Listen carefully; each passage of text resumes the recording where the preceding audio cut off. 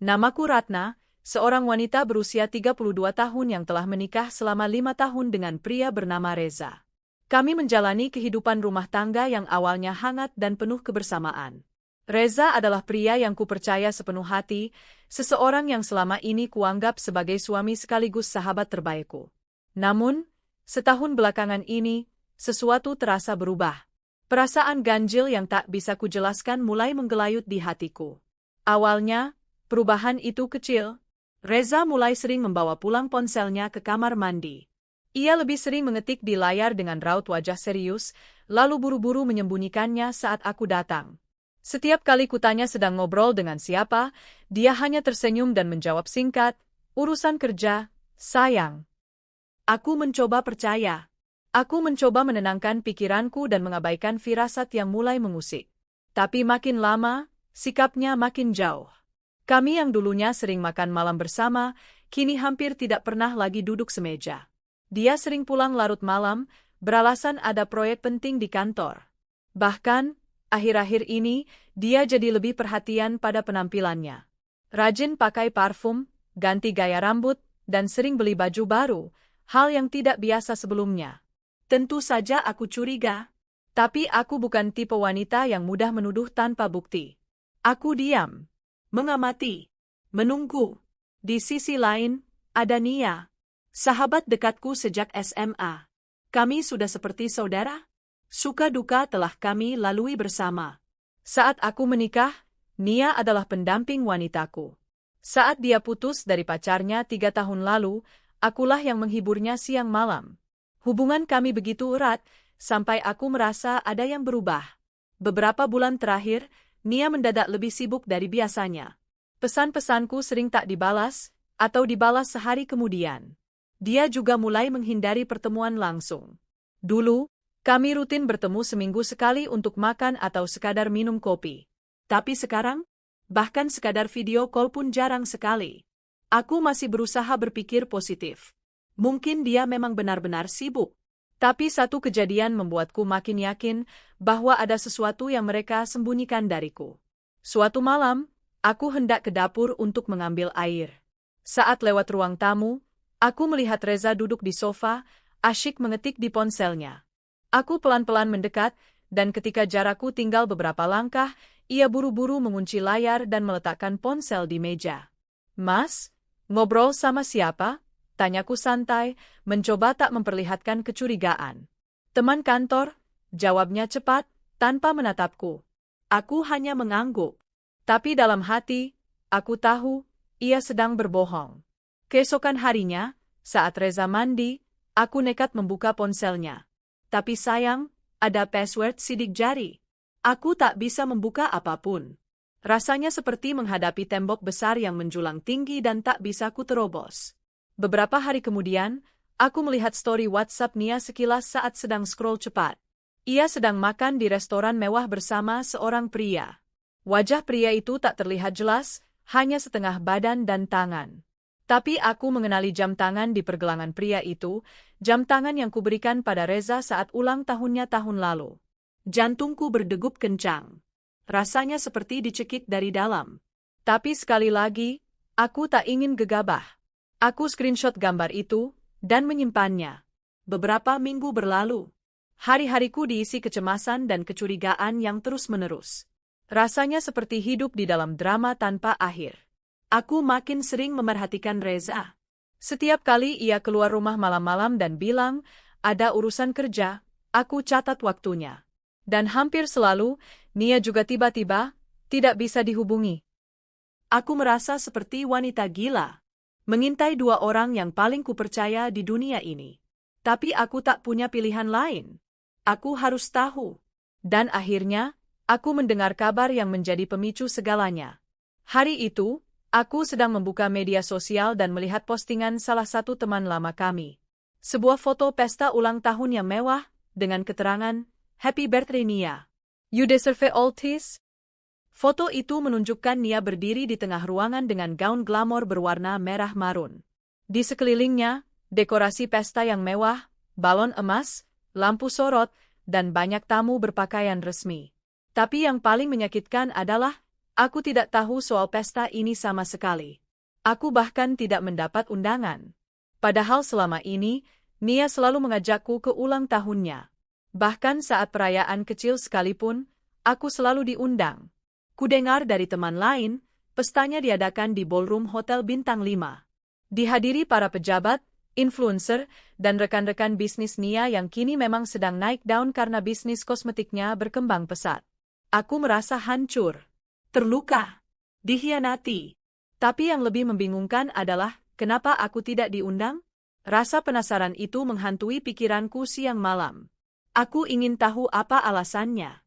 Apakah karena Nia sudah tak menganggapku teman? Atau, apakah karena ada sesuatu yang sengaja disembunyikan dariku? Di tengah kebingungan itu, aku mencoba menghubungi Nia. Nia, happy birthday ya. Maaf aku nggak tahu kalau kamu ulang tahun. Nggak ngadain acara? Kutanya lewat chat. Pesanku hanya centang 2, tidak dibalas. Aku mencoba menelepon. Nada sambung panjang, tapi tak dijawab. Hatiku makin tidak tenang. Aku memutuskan bertanya pada Reza. Mas, tahu nggak Nia ngadain pesta ulang tahun? Dia terdiam sesaat, lalu menjawab, nggak tahu. Mungkin acara khusus bisnis, bukan teman-teman. Jawabannya menggantung, datar, dan jelas-jelas menghindar. Aku semakin yakin, ada sesuatu yang disembunyikan dariku. Malam harinya, aku duduk sendiri di kamar, menatap langit-langit sambil memegang ponsel. Di dalam diriku, ada perdebatan besar.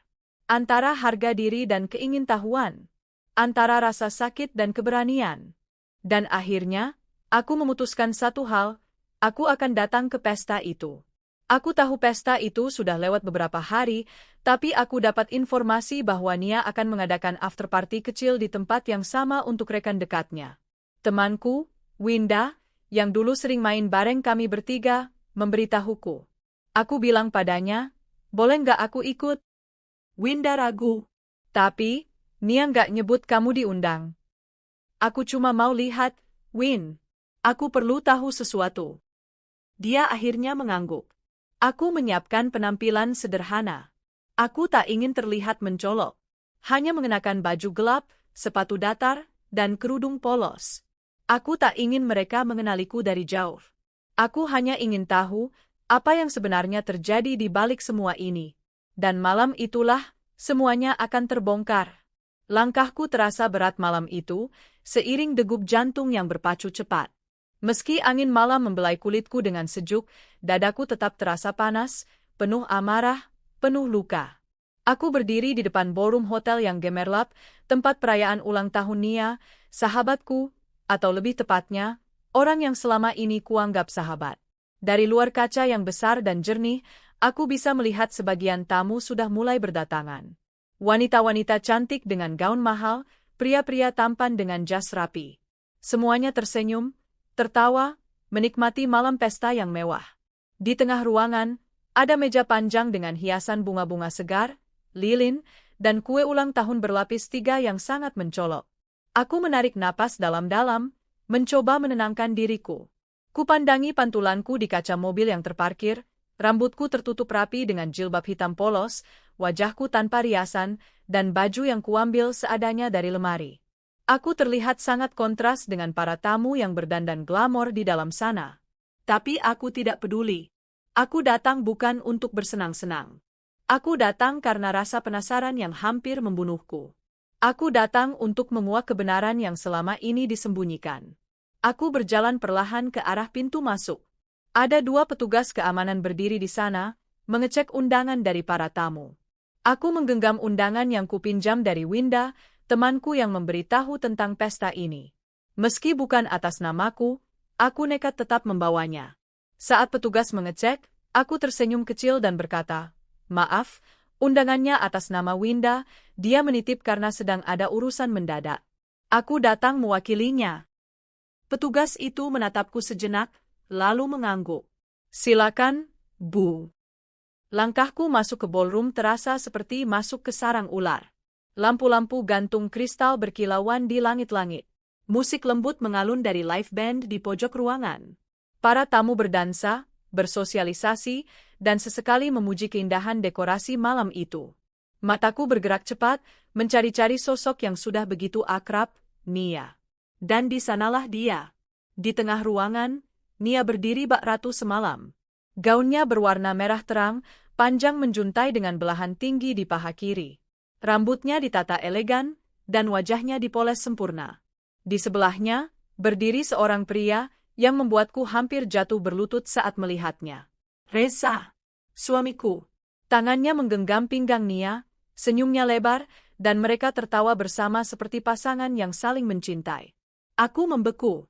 Detik itu juga, rasanya seperti seluruh udara keluar dari paru-paruku. Dunia seakan berhenti berputar. Suamiku, pria yang selama ini tidur di sampingku, makan dari masakanku, yang kupeluk setiap kali aku takut atau sedih, berdiri di samping Nia seperti kekasihnya. Sakitnya luar biasa. Tanganku bergetar hebat. Aku harus menggigit bibir agar air mata tak jatuh di tempat ini. Aku tak boleh lemah. Aku harus tetap berdiri. Aku menyusup ke kerumunan, mencoba berbaur. Mataku terus memperhatikan mereka. Setiap gerakan, setiap tatapan mata mereka, semuanya menunjukkan keintiman yang tidak mungkin salah kutafsirkan. Tiba-tiba, lampu sorot bergerak ke arah tengah panggung kecil yang telah disiapkan. MC naik ke atas, mengangkat mikrofon dan berkata, "Selamat malam semuanya. Terima kasih telah hadir di ulang tahun Nia yang ke-33 malam ini. Dan tentu saja, malam ini akan ada pengumuman spesial dari Nia sendiri." Para tamu bersorak dan bertepuk tangan. Lalu Nia dan Reza naik ke panggung, bergandengan tangan. Perutku terasa mual melihatnya. Nia mengambil mikrofon, senyum lebar terpampang di wajahnya. "Terima kasih semuanya sudah datang. Aku sangat bahagia malam ini. Dan bukan hanya karena ulang tahunku, tapi karena aku juga ingin membagikan kebahagiaan lain." Dia menoleh pada Reza, menatapnya dengan tatapan yang tidak pernah kuterima dari suamiku. Pria ini, lanjut Nia, telah menjadi sumber kekuatan dan cinta untukku beberapa bulan terakhir. Dia adalah seseorang yang mampu melihat aku apa adanya, mencintaiku tanpa syarat. Reza tersenyum dan menarik Nia dalam pelukannya. Tamparan paling keras pun tak akan terasa sepedih ini. Dan kami memutuskan untuk segera melangkah ke jenjang berikutnya. Kami akan menikah secara siri dalam waktu dekat. Tepuk tangan membahana. Beberapa tamu bersorak, yang lain tersenyum bahagia. Sementara aku, terpaku di tempat. Dunia benar-benar runtuh malam itu. Seluruh keraguanku selama ini terjawab dalam satu momen. Mereka berselingkuh. Di belakangku. Dan lebih parahnya, mereka tidak merasa bersalah. Tidak menyembunyikan lagi. Mereka berdiri di depan orang banyak, mempublikasikan penghinaan paling keji dalam hidupku. Aku ingin berteriak. Ingin menangis. Ingin lari dan menghilang. Tapi aku tahu, aku tak akan pergi dengan cara seperti itu. Tidak malam ini. Tanganku mengepal. Aku sudah datang sejauh ini. Dan aku tidak akan membiarkan pesta ini berjalan mulus setelah semua yang mereka lakukan padaku. Aku berjalan perlahan ke arah panggung, menyelinap di antara para tamu yang masih sibuk bertepuk tangan. Setiap langkahku dipenuhi amarah yang menumpuk. Rasanya seperti ada bara api di dadaku, siap meledak. Ketika aku sudah cukup dekat, aku mendongak dan menatap mereka dari bawah panggung. Reza tertawa bersama Nia. Aku berdeham pelan. Lalu lebih keras. "Nia." Dia terdiam. Kepalanya menoleh ke arahku. Wajahnya pucat seketika. Reza pun menoleh, dan begitu melihatku, senyumnya lenyap dalam sekejap. Aku naik ke panggung tanpa izin. Para tamu mulai saling berbisik, bingung dan penasaran siapa aku. Aku berdiri tegak, mengambil mikrofon cadangan yang diletakkan di meja dekat MC, lalu menatap mereka berdua. "Apa ini bentuk kejutan ulang tahun?" Suaraku terdengar pelan tapi tajam. Nia menunduk, wajahnya mulai merah. Reza terlihat cemas. Aku melanjutkan, "Kenapa kalian tidak sekalian undang aku dari awal? Aku, kan istri sahnya," ucapku dengan suara yang meninggi. Keributan mulai terdengar dari para tamu. Beberapa menoleh pada Reza, beberapa lagi mulai merekam dengan ponsel. Reza maju mencoba menghentikanku. "Ratna, tolong jangan buat keributan di sini." Aku menatapnya tajam. "Kau yang buat keributan dalam hidupku, Reza. Bukan aku." Mataku lalu beralih ke Nia. Dan kau, sahabatku sendiri. Perempuan yang kupercaya. Yang kuanggap saudara. Air mataku menetes. Tapi aku tetap bicara. Kenapa, Nia? Apa kurangnya aku sebagai teman? Kenapa kau tega merusak rumah tanggaku? Nia tampak menggigit bibir, tak bisa menjawab. Aku membuka dompet kecilku dan mengeluarkan surat nikah. Ingat ini, aku istri sah. Istri sah. Sorakan pelan mulai terdengar dari penonton. Wajah Reza pucat. Dia kehilangan kata. Aku mungkin bukan perempuan yang cantik dan kaya raya seperti yang kau inginkan, Reza. Tapi aku istrimu. Dan kamu menghancurkan semua itu untuk pesta seperti ini. Aku meletakkan surat nikah itu di panggung dan berkata, "Selamat ya. Semoga kalian bahagia di atas air mataku."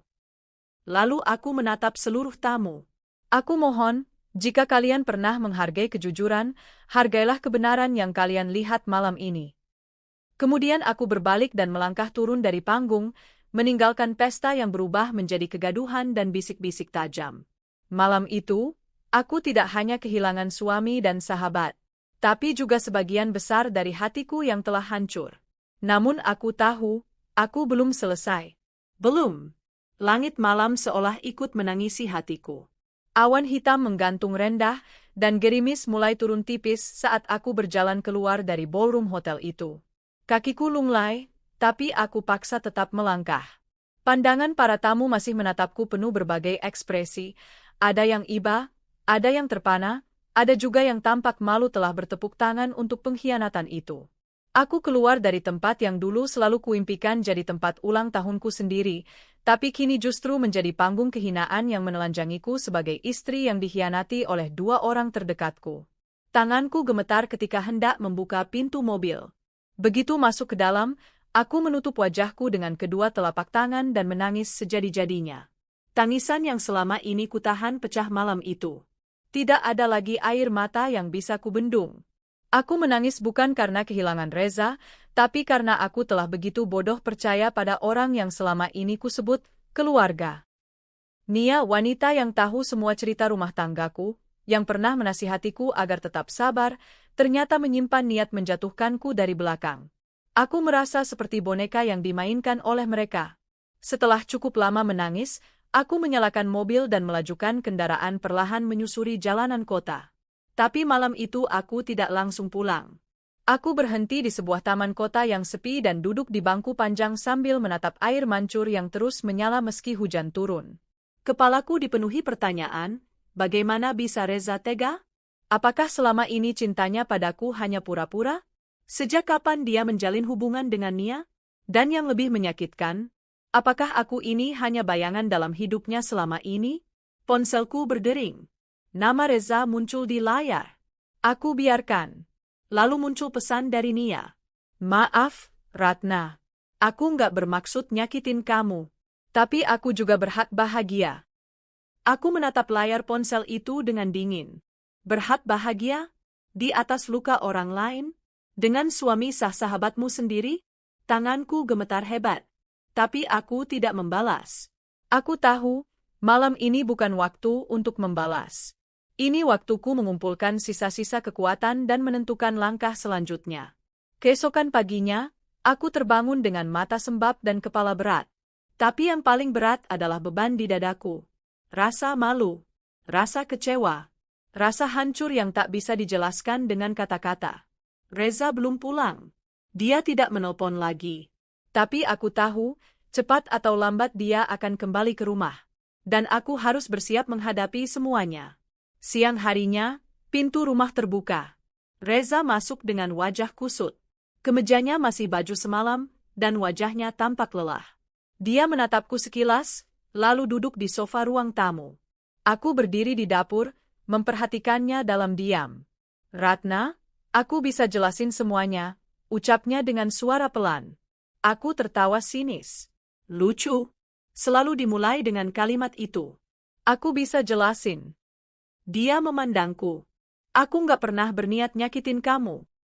"Lalu apa yang kamu sebut semalam? Pesta meriah buat tunanganmu dengan sahabatku? Itu nggak menyakitkan?" Dia menghela napas panjang. Awalnya aku memang gak ada hubungan apa-apa sama Nia. Tapi kami jadi sering ngobrol waktu kamu sibuk kerja malam hari dulu, dia sering curhat, aku juga. Lama-lama kami jadi dekat. Aku berjalan pelan ke hadapannya. Dan kamu lupa kalau kamu punya istri? Lupa kalau kamu tidur di ranjang yang sama denganku setiap malam? Bukan gitu, Ratna, aku sayang kamu, tapi... Berhenti di situ, potongku tajam. Kalau kamu benar-benar sayang, kamu gak akan diam-diam menikam dari belakang. Dia terdiam. Tak sanggup berkata apa-apa. Aku melangkah ke kamarku dan kembali dengan surat nikah di tangan yang semalam aku bawa ke pesta. Aku gak akan tahan hidup bersama seseorang yang berani memamerkan perselingkuhannya di depan umum. Reza. Mulai hari ini, kamu keluar dari rumah ini. Dia tampak terkejut. Ratna, kamu serius? Aku menatapnya lurus. Kamu mau nikah siri dengan dia, kan? Silakan.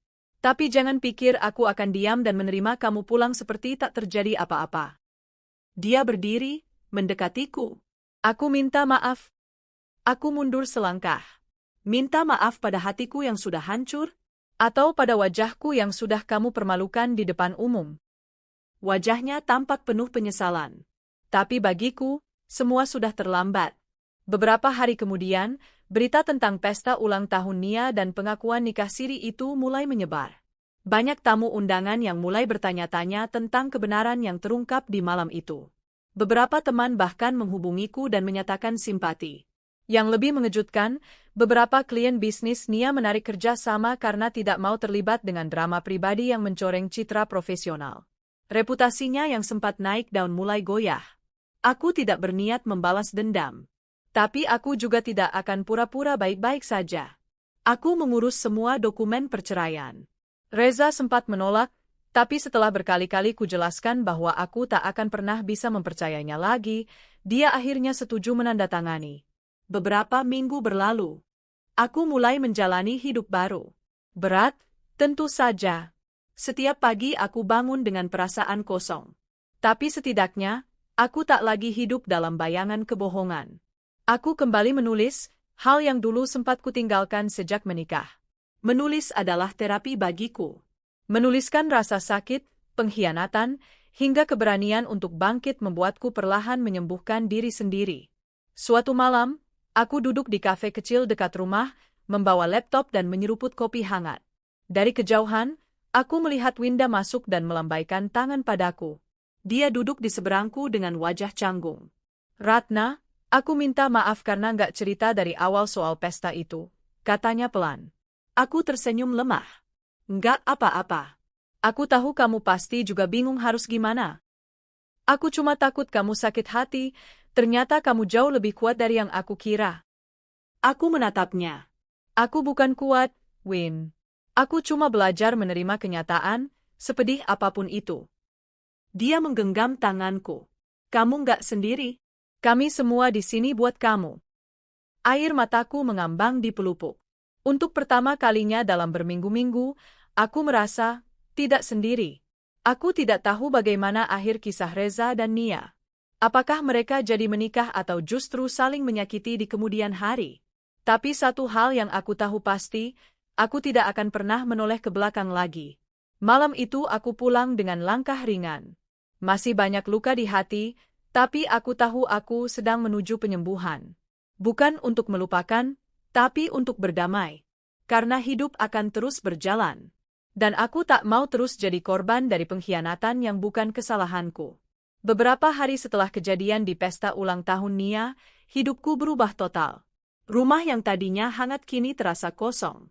Tidak ada lagi suara Reza yang mengucapkan selamat pagi, tidak ada lagi sandal lelaki berserakan di pintu, tidak ada lagi aroma parfumnya yang biasa menyergap saat dia memelukku dari belakang.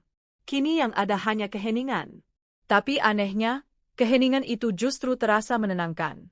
Aku mengisi hariku dengan sibuk. Menulis, membereskan rumah, mencoba memulihkan luka yang kadang terasa masih menganga.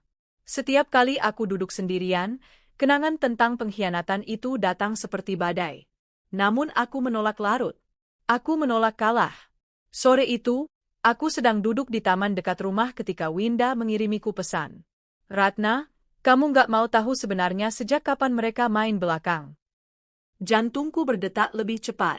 Aku menatap layar ponsel dengan napas tak beraturan. Lama aku menatap pesan itu tanpa membalas. Lalu satu kata akhirnya ku ketik. Mau.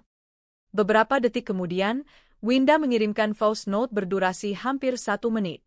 Dengan suara lirih, ia menceritakan sesuatu yang membuat darahku mendidih. Nia dan Reza itu udah mulai dekat sejak setahun lalu. Awalnya mereka sering kerja bareng. Nia minta Reza bantu promosi bisnis skincare-nya ke kolega suamimu di kantor. Katanya sih cuma kerja sama, tapi belakangan mereka mulai sering ketemuan diam-diam. Aku tahu ini dari temanku yang kerja di kafe langganan mereka. Dia cerita sering lihat Reza dan Nia duduk berdua, bahkan kadang sampai larut malam. Aku menutup mata, mencoba menahan tangis yang mendesak keluar. Setahun aku hidup berdampingan dengan pengkhianatan. Bahkan mungkin mereka tertawa bersama ketika aku sedang tidur sendirian menunggunya pulang. Ratna, lanjut suara Winda, aku sempat tanya ke Nia. Kenapa dia bisa tega sama kamu? Tapi dia bilang, dia udah lama suka sama Reza. Bahkan sejak sebelum kamu menikah. Mataku membelalak. Jadi selama ini, Nia bukan hanya temanku. Dia adalah pengagum suamiku. Yang diam-diam menginginkan hidupku, pernikahanku, dan mungkin semua kebahagiaanku. Dia bilang dia pantas bahagia, karena selama ini cuma jadi penonton di hidup kalian. Dia merasa dia lebih cocok sama Reza daripada kamu. Seketika dadaku sesak. Nafasku tercekat. Tanganku mencengkeram kuat kursi taman yang kududuki. Aku ingin berteriak, ingin marah, tapi tidak tahu harus kepada siapa. Pada Reza? Pada Nia? Atau pada diriku sendiri yang selama ini terlalu mudah percaya? Setelah voice note itu berakhir, aku duduk dalam diam cukup lama. Lalu satu kalimat melintas di kepalaku. Aku harus melakukan sesuatu. Keesokan harinya, aku mendatangi kantor pengacara yang direkomendasikan seorang teman. Aku tidak ingin hanya berpisah begitu saja. Reza mungkin ingin pernikahan siri dengan Nia berjalan tanpa hambatan. Tapi dia harus tahu bahwa keputusannya tidak akan semudah itu. Bu Ratna ingin menggugat cerai dengan alasan perselingkuhan, tanya Bu Nur, pengacaraku. Aku mengangguk. Saya juga ingin harta Gonogini dibagi secara adil.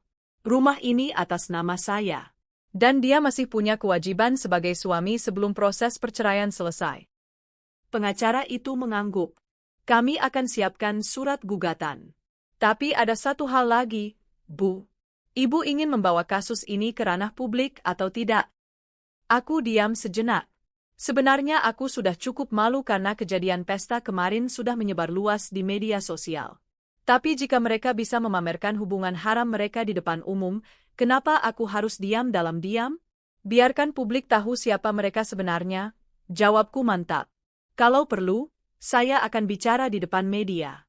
Saya tidak akan jadi korban yang diam saja.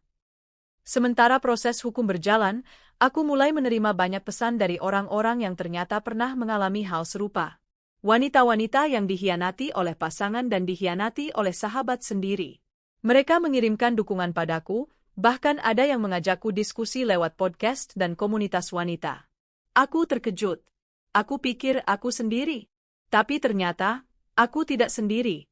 Pengalamanku mulai didengar banyak orang. Dari korban, aku perlahan berubah menjadi suara bagi mereka yang tidak bisa bersuara. Namun di sisi lain, Reza mulai menunjukkan tekanan. Dia datang ke rumah dengan wajah marah, membawa surat perjanjian bahwa dia tidak bersalah dan hanya ingin pernikahan yang damai. Aku nggak mau urusan ini melebar, Ratna, katanya tajam. Nia juga makin tertekan. Kamu harus tahu, kami nggak berniat permalukan kamu malam itu. Aku menatapnya dengan sorot tajam. Oh ya? Lalu kenapa kalian berdiri di atas panggung seperti raja dan ratu, mengumumkan pernikahan kalian di tengah pesta besar yang bahkan aku, istrinya, tidak tahu apa-apa? Dia terdiam. Aku melanjutkan, kamu pikir aku akan lari dan menangis? Tidak, Reza. Aku akan berdiri. Dan aku akan pastikan semua tahu siapa kalian sebenarnya.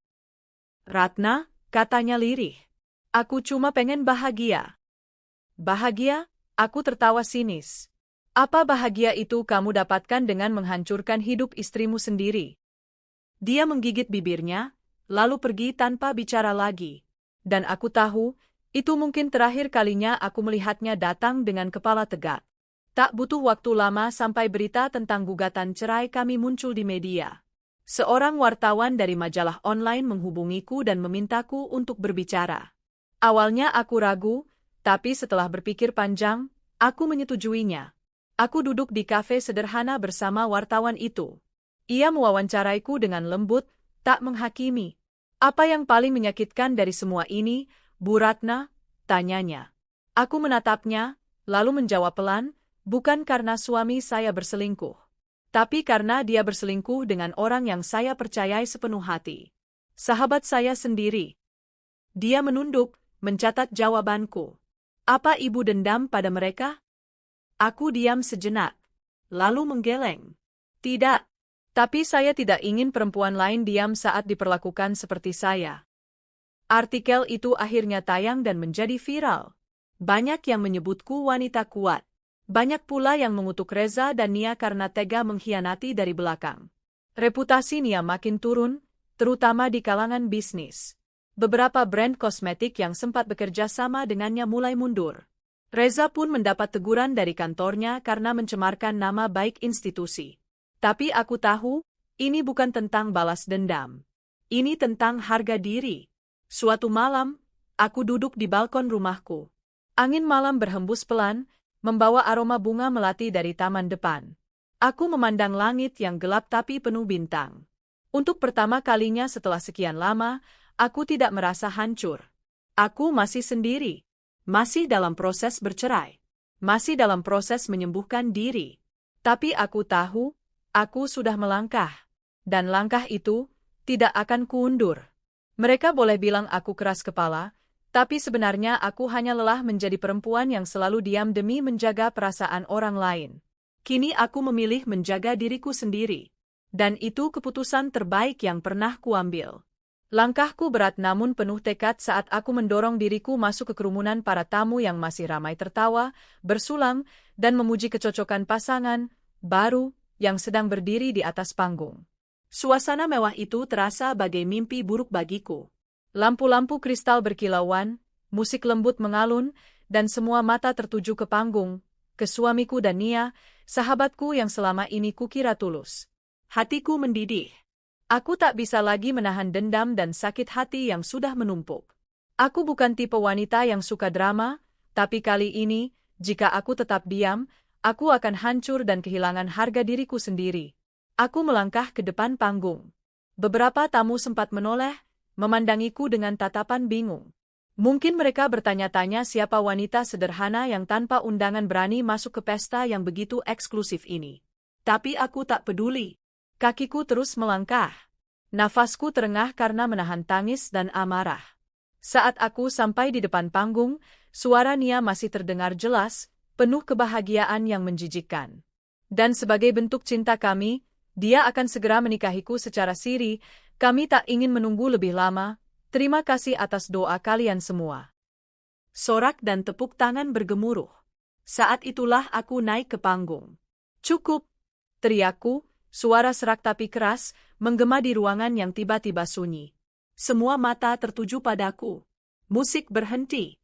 Tangan-tangan yang sedang bertepuk ikut membeku. Suami dan Nia sama-sama menoleh ke arahku, dan aku bisa melihat wajah mereka yang langsung berubah pucat, seolah melihat hantu dari masa lalu.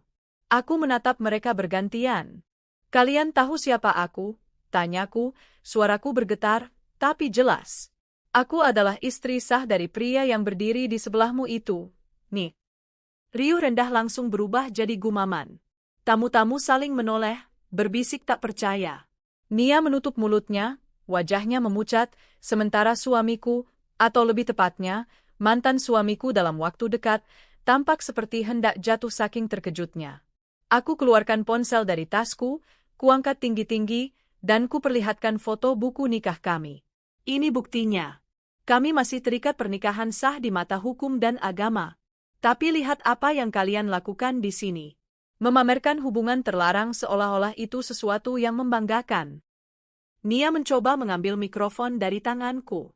Tunggu dulu, ini salah paham, aku nggak tahu kalau. Wah, tanganku tak bisa kucegah menghantam pipinya. Ringan, tapi cukup mengundang keheningan kembali. Kau tidak tahu?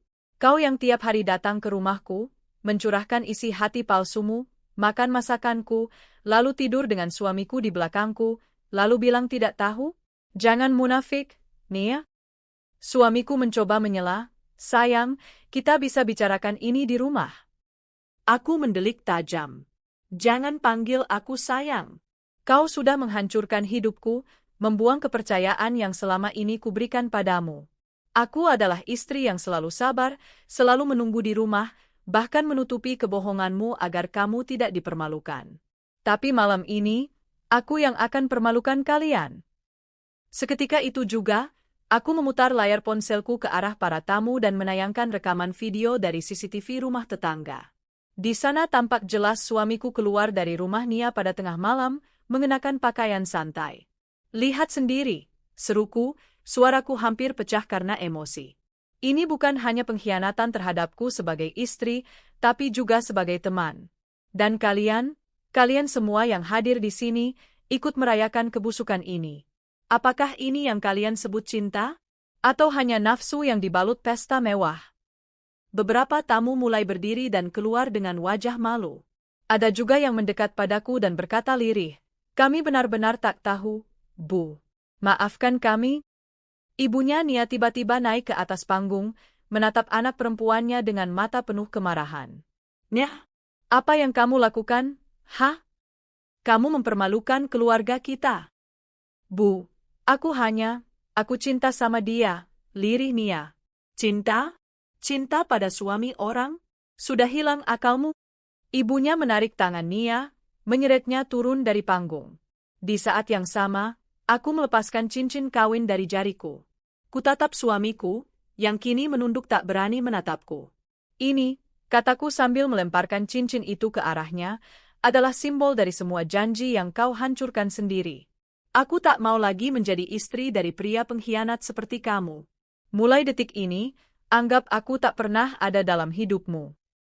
Ia mencoba meraih tanganku, tapi aku mundur. "Jangan sentuh aku lagi. Selamat merayakan pesta perzinahanmu." Seketika itu juga, aku turun dari panggung dan berjalan keluar dengan tegak. Beberapa orang yang merasa malu membuka jalan untukku. Beberapa bahkan bertepuk tangan perlahan, memberi hormat atas keberanianku. Tapi aku tak peduli. Aku hanya ingin keluar dari tempat itu secepat mungkin, menghirup udara segar, dan menangis di tempat yang tak dilihat siapapun. Saat aku melangkah meninggalkan gedung pesta, bulan malam menjadi saksi kekuatanku yang tersisa. Aku bukan wanita sempurna. Aku juga bukan istri yang paling luar biasa. Tapi malam ini, aku memilih untuk tidak tunduk pada kehancuran. Malam ini, aku bangkit, meski dengan hati yang retak, dan memilih harga diriku sendiri. Karena cinta sejati tak pernah datang dengan pengkhianatan. Dan sahabat sejati tak pernah merebut apa yang bukan miliknya. Aku berjalan menyusuri trotoar malam itu dengan kaki gemetar dan dada sesak. Gaun sederhana yang kukenakan terasa tak lagi nyaman, seperti menyimpan sisa amarah dan malu yang baru saja kutumpahkan di tengah pesta pengkhianatan itu. Lampu-lampu jalan menyala temaram, angin malam membelai wajahku yang masih basah oleh air mata. Mobil-mobil melintas tanpa peduli, dan aku menyadari satu hal yang menyakitkan, aku sekarang benar-benar sendirian. Selama ini, aku menggantungkan hidup dan kepercayaanku pada dua orang yang paling aku sayangi, suamiku dan sahabatku. Tapi malam ini, mereka membuktikan bahwa yang paling menyakitkan bukanlah luka dari musuh, tapi tikaman dari orang yang paling dekat.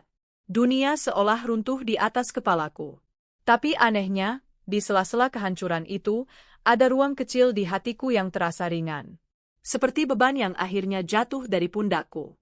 Beberapa hari setelah pesta itu, aku memilih untuk tinggal di rumah ibuku di kampung. Aku butuh ruang, butuh waktu, dan butuh menjauh dari semua kenangan yang membuat dadaku terasa perih. Ibuku menyambutku dengan pelukan tanpa banyak tanya. Ia tahu, dari mataku yang bengkak dan tubuhku yang lunglai, bahwa aku sedang terluka parah. "Tidak semua luka harus diceritakan, Nak," katanya pelan sambil mengelus rambutku malam itu. Kadang cukup kau rasakan saja, dan biarkan waktu yang merawatnya. Kata-kata itu terasa seperti obat. Untuk pertama kalinya dalam beberapa hari, aku bisa tertidur tanpa mimpi buruk. Hari-hari berikutnya kulewati dengan menata kembali puing-puing hidupku. Aku kembali membuka laptop yang sudah lama kuabaikan dan menulis. Menulis apa saja, tentang rasa sakit, tentang pengkhianatan, tentang harapan. Menulis menjadi caraku untuk mengurai perasaan yang selama ini mengendap. Aku juga mulai aktif membantu ibuku di warung kecilnya. Pelanggan-pelanggan lama yang mengenaliku selalu menyambut hangat, tak ada yang bertanya kenapa aku pulang kampung, dan aku bersyukur untuk itu. Aku merasa dilindungi di kampung ini, jauh dari gosip kota dan tatapan orang-orang yang mungkin menertawakanku. Namun, luka itu masih ada. Setiap kali aku teringat wajah Nia dan suamiku, cara mereka tertawa, berdiri berdampingan seperti pasangan sah, dadaku kembali sesak. Bagaimana mungkin mereka tega? Apa kurangku? Apa salahku selama ini? Suatu malam, aku duduk sendiri di belakang rumah sambil menatap langit yang cerah. Ayahku dulu sering berkata bahwa bintang adalah petunjuk bahwa harapan selalu ada, bahkan di tengah gelap malam. Kalau kamu terus bertanya, apa salahku, kamu nggak akan pernah sembuh. Terdengar suara lembut dari balik pintu. Ibu berdiri di sana sambil membawa secangkir teh hangat. Aku hanya tersenyum miris. Aku cuma ingin tahu, kenapa semua ini harus terjadi padaku. Karena Tuhan ingin kamu tahu, kamu kuat, jawabnya sambil duduk di sebelahku. Dan kadang, untuk membuatmu sadar bahwa kamu berharga, Tuhan harus menarik orang-orang yang salah dari hidupmu, meski caranya menyakitkan. Aku terdiam. Kata-kata itu menghantam langsung ke dalam relung hatiku. Mungkin benar, Bu, lirihku. Aku terluka, tapi aku juga merasa bebas. Ibu menggenggam tanganku erat. Dan kamu akan lebih bebas lagi saat kamu benar-benar ikhlas.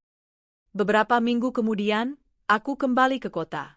Tapi bukan untuk kembali ke rumah lamaku, rumah yang sudah dipenuhi kenangan busuk, melainkan untuk mengurus perceraianku secara resmi. Aku tak mau lagi menyimpan status istri dari pria yang sudah menghina nilai pernikahan. Aku ingin menutup semua bab ini dan memulai dari awal. Proses perceraian kami berjalan cepat. Suamiku tidak banyak bicara saat kami bertemu di pengadilan. Ia hanya mengangguk setuju ketika hakim bertanya apakah ia ingin berpisah. Aku pun demikian. Tidak ada air mata. Tidak ada permohonan maaf. Hanya diam dan mata yang tak saling bertemu. Sebelum keluar dari ruang sidang, aku sempat memandangnya dan berkata, "Terima kasih sudah mengajariku untuk tidak mudah percaya dan untuk mencintai diriku sendiri lebih dari mencintaimu." Ia tak membalas, hanya menunduk dan pergi. Beberapa waktu kemudian, aku mendapat kabar bahwa hubungan Nia dan mantan suamiku tak bertahan lama. Mereka memang sempat menikah siri, tapi pertengkaran demi pertengkaran terjadi karena rasa cemburu dan curiga yang tak berkesudahan. Aku tak senang, tapi juga tak kasihan. Itu adalah harga dari pengkhianatan. Di sisi lain, aku mulai menemukan kembali diriku. Aku menerima tawaran pekerjaan dari temanku yang dulu satu kampus, membuka peluang untukku mengajar menulis kreatif di komunitas sastra. Lingkungan baru itu membuatku bertemu banyak orang yang menghargai proses, kejujuran, dan keberanian. Sesuatu yang selama ini tak kudapatkan dalam rumah tanggaku. Salah satu muridku, Lila, pernah berkata, "Kat, aku suka caramu menulis." Tulisannya terasa jujur dan menyentuh. Aku jadi semangat lagi untuk menulis. Aku tersenyum saat itu. Untuk pertama kalinya, aku merasa berguna. Aku merasa hidupku kembali berarti. Tentu, luka itu belum sepenuhnya hilang. Ada malam-malam di mana aku masih menangis diam-diam. Ada momen-momen di mana aku teringat tawa Nia yang palsu atau senyum manis mantan suamiku yang dulu kubanggakan. Tapi perbedaannya kini adalah, aku tak lagi hancur karena kenangan itu.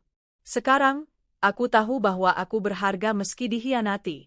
Aku tahu bahwa menjadi sendiri bukan berarti kalah. Dan aku belajar bahwa perempuan yang mampu bangkit dari pengkhianatan adalah perempuan yang lebih kuat dari apapun. Suatu pagi, saat aku duduk di balkon kos kecilku sambil menyesap kopi, aku menulis kalimat ini di jurnal. Luka yang mereka beri padaku, telah membuatku tumbuh menjadi seseorang yang tak bisa lagi dihancurkan. Aku menutup jurnalku dengan senyum kecil. Hari ini, aku akan hidup tanpa takut, tanpa dendam, tanpa mengemis cinta yang salah. Dan itu adalah kemenangan sejatiku. 1 tahun telah berlalu sejak malam menyakitkan itu. Setahun penuh aku habiskan untuk menyembuhkan diri, bukan hanya dari luka cinta, tapi dari luka kepercayaan, dari ketergantungan pada orang-orang yang kutaruh di tempat paling suci dalam hidupku. Dan hari ini, undangan itu datang.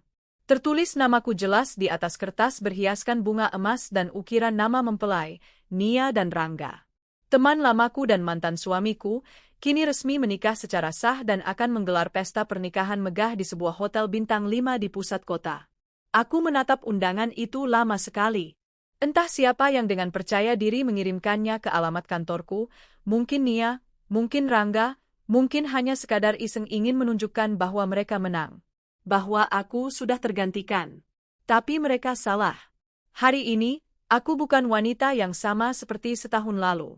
Aku bukan lagi perempuan yang tergantung pada cinta laki-laki atau pengakuan dari sahabat palsu. Aku bukan lagi si istri setia yang dibohongi di balik senyum manis. Hari ini, aku adalah aku. Penuh, utuh, dan bebas. Hari pernikahan itu tiba. Aku berdiri di depan cermin, menatap diriku yang mengenakan gaun sederhana berwarna biru muda. Tidak mencolok, tapi anggun.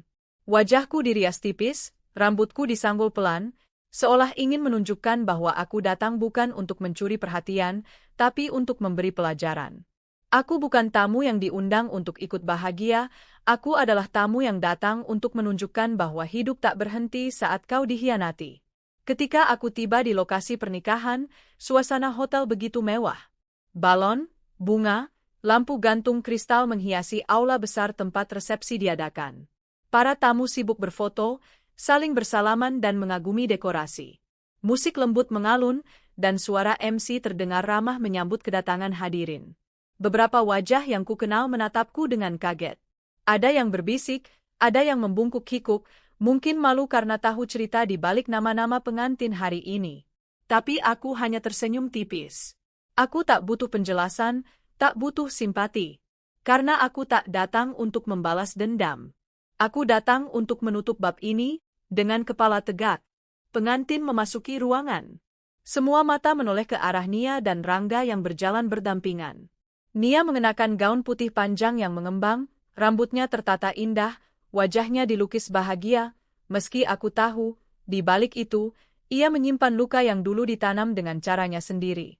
Rangga berdiri gagah di sampingnya, mengenakan jas abu-abu perak. Mereka terlihat seperti pasangan sempurna. Tapi aku tahu, kebahagiaan palsu tak bisa disembunyikan selamanya. Saat mata Nia menatapku, langkahnya sempat goyah. Sekilas, aku menangkap wajahnya yang berubah kaku. Wajah perempuan yang tak menyangka bahwa aku benar-benar datang, bahwa aku masih bisa berdiri seanggun ini, setelah semua yang dia hancurkan. Rangga pun menoleh. Matanya membesar sesaat, lalu cepat-cepat menunduk. Entah malu, entah takut, tapi jelas, kehadiranku mengusik sesuatu di dalam dirinya. Aku hanya tersenyum kecil dan mengangkat gelasku. Sebuah isyarat damai, atau perpisahan. Setelah sesi foto dan makan malam dimulai, aku duduk sendiri di salah satu meja pojok. Beberapa tamu bergantian menghampiriku, basa-basi, memuji penampilanku, bahkan ada yang berkata, "Wah, kamu makin cantik sekarang, kelihatan jauh lebih bahagia ya?" Aku hanya tertawa pelan. Tentu, karena akhirnya aku bisa mencintai diriku sendiri. Tak lama kemudian, seseorang menghampiriku.